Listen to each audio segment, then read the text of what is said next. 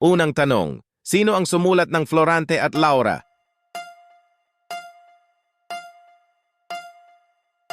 Francisco Balagtas. Anong sagisag ang may 3 bituin at 1 araw?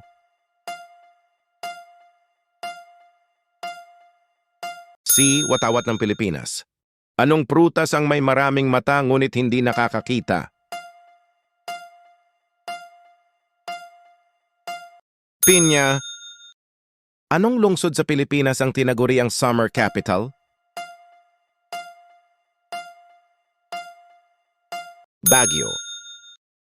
Ano ang tawag sa maikling kwentong may aral na ginagamitan ng hayop bilang tauhan?